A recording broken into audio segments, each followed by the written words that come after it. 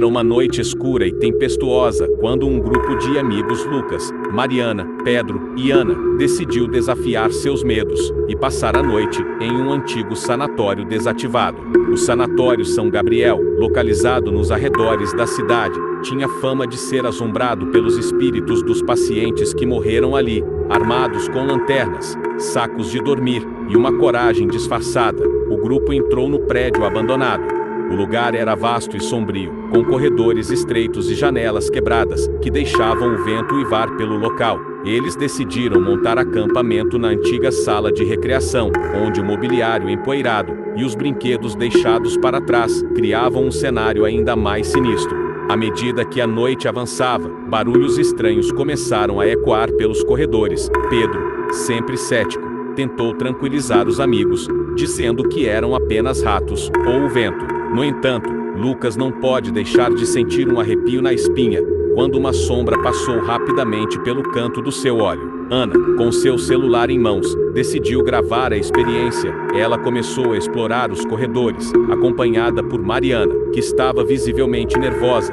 A cada passo que davam, as paredes pareciam sussurrar histórias de dor e sofrimento. Fotos antigas de pacientes adornavam os corredores, seus olhos vazios parecendo seguir as duas garotas. De repente, a temperatura caiu drasticamente, as luzes das lanternas começaram a piscar e vozes murmurantes preencheram o ar. Ana e Mariana correram de volta para a sala de recreação, onde encontraram Lucas e Pedro pálidos, olhando fixamente para a porta. Antes que pudessem perguntar o que havia acontecido, uma figura translúcida apareceu na entrada. Era uma jovem paciente, vestida com uma camisola branca, os olhos cheios de tristeza. Ela abriu a boca, mas nenhum som saiu. Em vez disso, as memórias de sua vida e morte começaram a se projetar nas paredes. Eles viram cenas de tratamentos cruéis e desumanos, de pacientes gritando por ajuda que nunca veio. A dor e o desespero eram quase palpáveis. O grupo tentou sair correndo, mas as portas se trancaram sozinhas. Outros espíritos começaram a aparecer, cada um revivendo sua própria tragédia. Havia um homem idoso que ficava repetindo as palavras, "Não sou louco", uma mulher que chorava incontrolavelmente e uma criança que procurava por sua mãe. Todos eles tinham algo em comum, não estavam nada felizes com a presença dos intrusos. Os amigos se agruparam, tentando encontrar uma saída. As sombras ao redor deles se tornaram mais densas, e as vozes, mais altas. Uma risada estridente ecoou pelo corredor, e um frio gélido invadiu a sala. A figura da jovem paciente reapareceu, agora com um olhar de fúria nos olhos. Ela apontou para o grupo, e, de repente, Lucas foi arrastado para o escuro por mãos invisíveis. Mariana gritou desesperada. Enquanto Pedro e Ana tentavam segurá-la, as paredes começaram a se fechar, e uma sensação opressiva tomou conta do ambiente. Cada passo que tentavam dar era impedido por forças invisíveis, e as luzes das lanternas mal conseguiam penetrar a escuridão crescente. Ele sentiu mãos geladas em seus ombros, e uma sensação esmagadora de desespero tomou conta de sua mente. Mariana, tremendo, encontrou-se em uma sala cheia de brinquedos antigos e quebrados. A atmosfera pesada fez com que ela se sentisse sufocada, e ela começou a ouvir o choro de uma criança. Ao olhar em volta, viu uma figura pequena no canto da sala, de costas para ela. Quando a figura se virou, Mariana percebeu que não tinha olhos, apenas órbitas vazias que pareciam devorá-la com um vazio infinito. Pedro e Ana, correndo freneticamente pelos corredores, tropeçaram em uma ala onde as camas de hospital estavam cobertas de sangue seco. Figuras etéreas de pacientes se contorciam em agonia e encenando os horrores que sofreram em vida. Ana caiu de joelhos, paralisada pelo medo, enquanto Pedro tentava em vão encontrar uma saída. As portas e janelas pareciam se mover, fechando-se e abrindo-se como se o prédio tivesse vida própria. Na tentativa desesperada de fugir, o grupo se separou. Lucas foi arrastado para um corredor desconhecido, onde as sombras pareciam ganhar vida. Vozes sussurrantes enchiam o ar, contando histórias de agonia e sofrimento. De volta à sala de recreação, as memórias projetadas nas paredes começaram a ficar mais intensas. As imagens dos tratamentos cruéis, das sessões de eletrochoque e das torturas psicológicas criaram uma sensação de pânico incontrolável no grupo.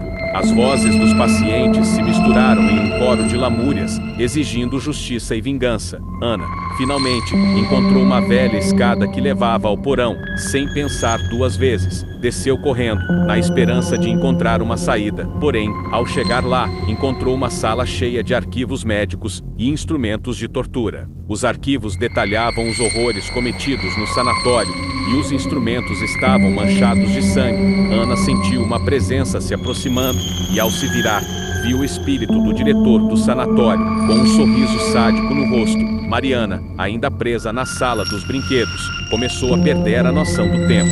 As paredes pareciam fechar-se ao seu redor, e a figura da criança sem olhos se aproximava cada vez mais. Em um último esforço de resistência, ela tentou forçar a porta, mas era inútil. A figura estava ao seu lado, e Mariana sentiu o toque gelado em seu braço, puxando-a para um abismo de escuridão.